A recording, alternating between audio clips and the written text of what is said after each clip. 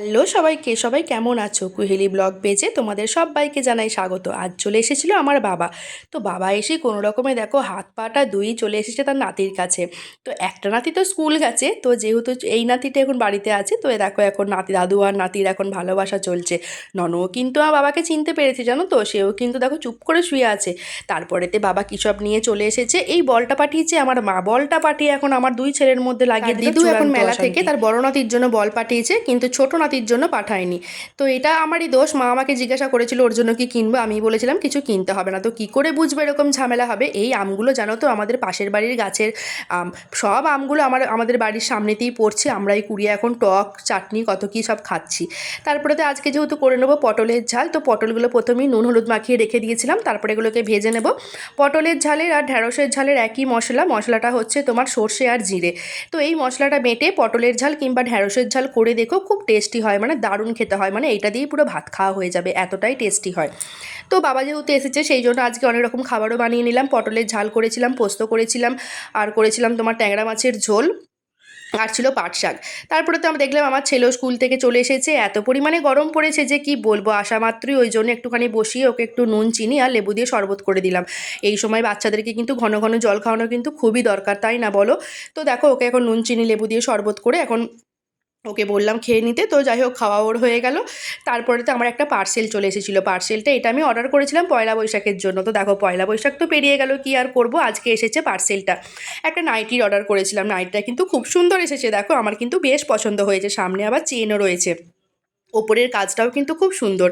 তো তারপরে তো বরকেও খেতে দিয়ে দিয়েছিলাম, বললাম যে এইসব রান্নাগুলো আজকে করেছিলাম। তো আজকে অনেক রকমই রান্না হয়ে গেছিলো টুকটুক টুকটুক করে, সাথে ছিল তোমার আমের চাটনি।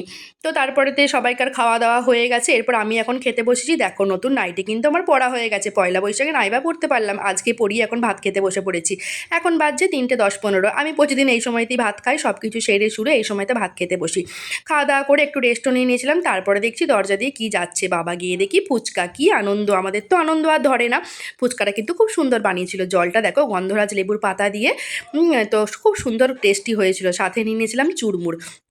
তারপরেতে আমরা এখন দুজনে মিলে, আমি আর আমার ছেলে, এখন বাবাও ছিল সাথে, তো সবাই মিলে এখন ফুচকা খেয়ে নিলাম। ফুচকাটা খেয়ে না মনটা পুরো ভরে গেল। ফুচকা তো একটা মানে আমাদের কাছে একটা মানে কি বলবো, একটা ইমোশন যাকে বলে, সবার কাছেই ফুচকাটা একটা মানে আমাদের কাছে খুবই প্রিয় জিনিস যাকে বলে। প্রতিদিন খেলেও কোনো রকম এটার প্রতি অরুচি ধরে না। তো আমার তো প্রতিদিন খাওয়া হয় না, পয়লা বৈশাখ বেরিয়েছিলাম সেদিনকে খাওয়া হয়েছিল, আর আজকে একটু খেয়ে নিলাম। তারপরে ফুচকা টুচকা খেয়ে এখন বসে পড়েছি ছেলেকে পড়াতে। জানো তো না এখন একটাই সমস্যা হচ্ছে, এই বলছে সমস্ত কিছুটা, কিন্তু কিছুক্ষণ পরই আবার জিজ্ঞাসা করছে যখন, আবার ভুলভাল বলতে শুরু করছে। খুব চাপ জানো তো একে নিয়ে, একে এখন কন্টিনিউ পড়াতে হবে। তারপরেতে আমার বড় এই সময়তে ফোন করেছিল, বলছে আমি রোল নিয়েছি। তো আমার বরকে তো আমি ভয়ে বলতেই পারিনি যে আমরা ফুচকা খেয়েছি।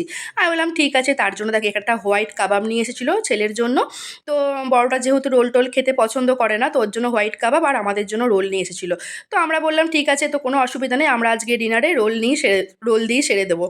তো ও প্রথমে এসে খেয়ে নিয়েছিল, তো ওর জন্য ভাত করে দিয়েছিলাম। ও জল ঢালা ভাত খেয়েছিল আর পেঁয়াজ আলু ভাজা। আর আমিও দেখো নিয়ে নিয়েছিলাম রাত্রেবেলাতে একটা রোল আর পেঁয়াজ আলু ভাজা, গরম গরম আলু ভাজা পেঁয়াজ আলু ভাজা খেতে কিন্তু আমার বেশ ভালো লাগে। তো সেই জন্য আমিও দেখো নিয়ে নিয়েছিলাম। তো বাবাও বললো ঠিক আছে আমিও আজকে রোল খেয়ে নেবো, বাবা এসব খেতে ভালোই বাসে, কোনো অসুবিধা নেই। তো আমাদের আজকে রাত্রেবেলাতে তোমার ডিনারটা বেশ সুন্দরই হলো, খুব ভালোই হলো ডিনারটা। তো চলো আজকের মতো এখানেই শেষ করলাম। সবাই ভালো থেকো, সুস্থ থেকো। আমার চ্যানেলটা অবশ্যই